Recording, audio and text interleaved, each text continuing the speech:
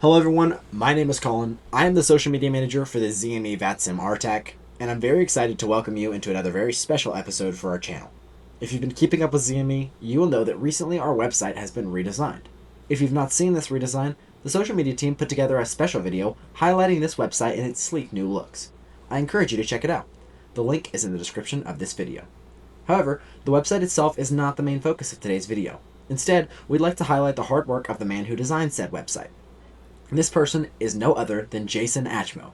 Today, Jason will become the next member of ZME's exclusive member interviews series as we highlight his VATSIM and ZME journey.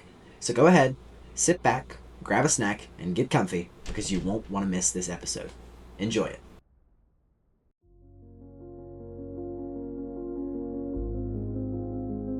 My name is Jason Ajmo, and I'm the new webmaster of ZME. I've been a controller on VATSIM for about, I'd say, a little over a year now, maybe like a year and a few months. I'm currently in S2, training towards my S3, which I should have hopefully in the next couple of weeks here. My VATSIM journey has actually been a fairly interesting one. So I initially joined a different RTAC a couple of years ago, maybe like, I want to say like 4-ish years ago. I did the VAT-USA course. I went through the VAT-USA S1 training. I joined the RTAC. And then once I realized that you actually have to do training with an actual person before getting your rating, I kind of just like panicked and got stressed and just completely gave up on it. So I never actually got my S1 rating back then, but I did fly a bit on the network. I don't have that many hours as a pilot, but I did do some flying, a lot of offline flying. I joined the Delta virtual airline, so I did some flying with them and did some of their training stuff. But early last year,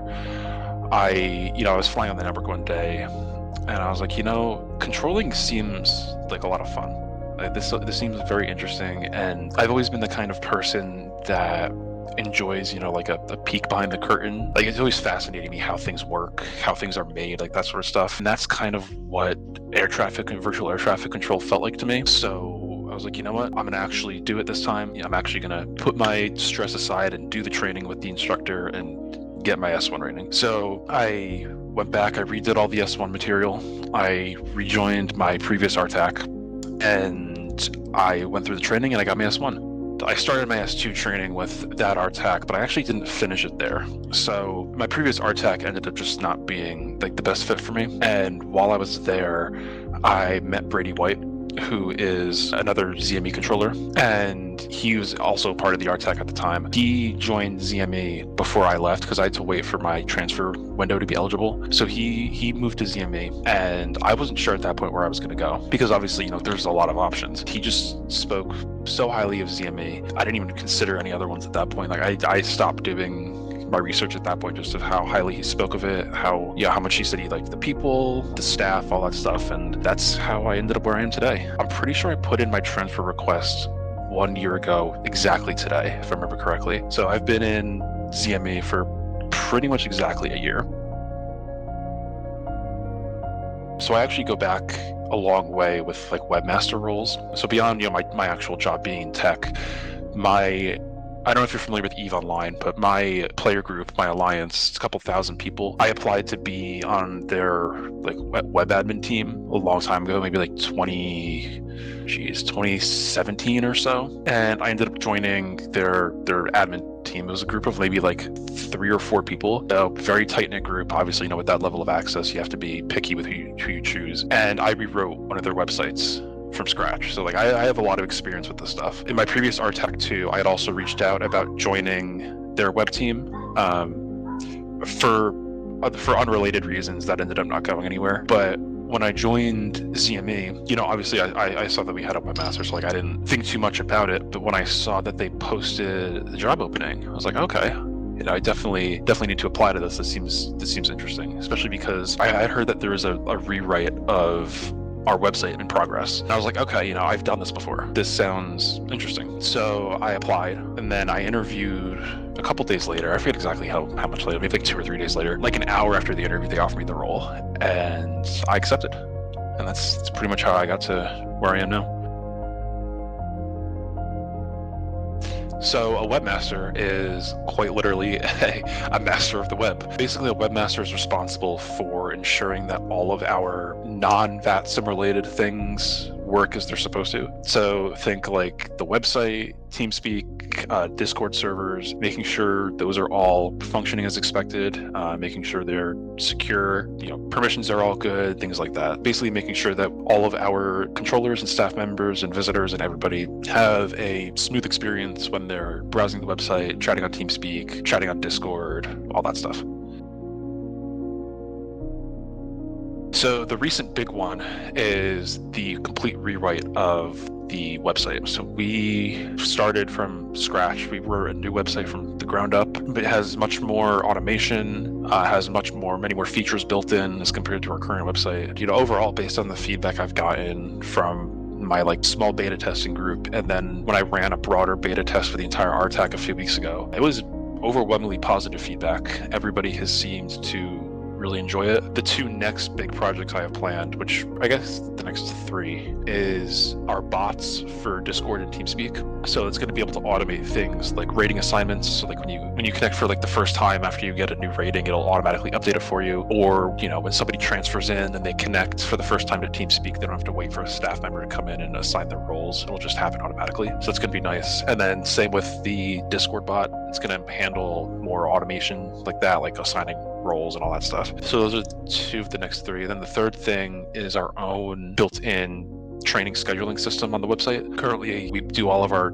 training scheduling through Setmore, which it works well enough, but we want something that's more custom tailored to our use case. So we're going to be writing our own in the coming weeks/months. That's a bigger feature, which is why it's not part of the initial website release, just because it's going to take longer. And I don't want to delay the release of the website too much if I don't have to.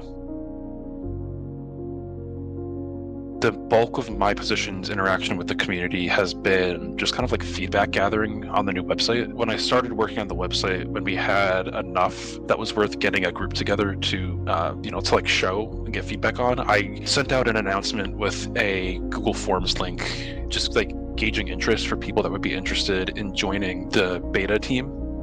So it was basically a group of 7 or 8 controllers with varying levels of technical proficiency, just to click through the new features as I push them out, make sure everything works, find things that don't work. So they were extremely helpful throughout the development process because they found a ton of things that didn't work, which is what I was hoping for. And then also with the broader beta test a couple of weeks ago, there was a lot of interaction there on Discord, just people giving feedback, hey, this looks good. Hey, there could be a little more contrast between the text colors, things like that. So that was all been super helpful. But a lot of the webmaster's job is just kind of waiting for people to complain that something breaks and then fixing it. Beyond that, there's not that much of a proactive interaction, if that makes sense. I don't usually have to reach out to people for stuff, just because, like I said, it's just a lot of waiting for people to come to me saying, hey, this is broken, or hey, this isn't working correctly. In terms of the staff, there was a lot of interaction with the staff over the development process of the website. Obviously there's a lot of staff-facing features on the website that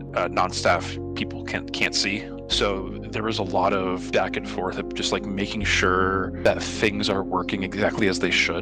Reaching out to the TA or the ATA and be hey, does this look good for the exam system? Or does this look good for the new training ticket layout? Going to senior staff and be hey, is this what the feedback backend should look like? Things like that are just kind of above my pay grade, so to say. And a lot of back and forth, a lot of screenshots flying around, a lot of GIFs flying around, just making sure that everything from a staff perspective is working as it should.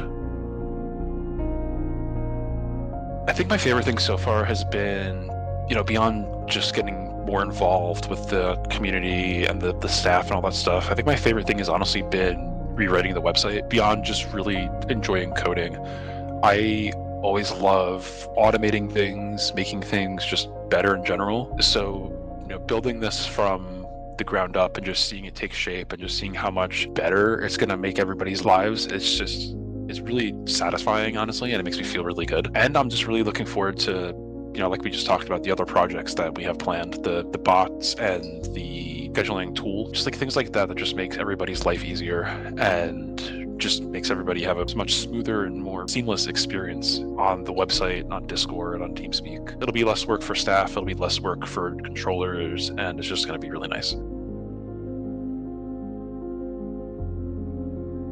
My biggest word of advice would be, if you're interested, reach out. Even though we're staff, we're still people too. and we like talking to people, getting to know people, and we like having help, because making sure all of our infrastructure stays running along with writing all of these new tools and websites and whatnot, it's a lot of work. And if you're interested and you want to help, just reach out to me, to your webmaster if you're a different art tech. Webmasters is a lot of fun. It's a really great role, and if there's an opening and you are interested, I highly encourage you to apply. I've only been the webmaster for like 4 months, I think, or so, 3 or 4 months, give or take, and it's already been a hugely rewarding experience, and I only imagine it's going to get better from here.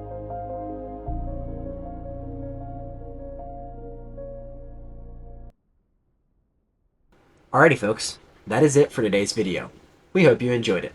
If you did, please consider liking and subscribing. There are tons of things happening in the background to make these videos possible, and we really appreciate your support. I'd like to thank all of the people who came together to make this episode happen, especially our assistant social media manager, Dylan Lupo, who created the script used for the interview. I would also like to extend a special thank you to Jason for donating his time in order to film this episode. As you heard in the video, Jason has done some fantastic work for us here at ZME, and we really appreciate it. I'd also like to take the opportunity to thank you, the viewer, for watching this episode of ZME Members Interviews. We look forward to many more episodes in the future, but until then, as always, stay safe, everyone.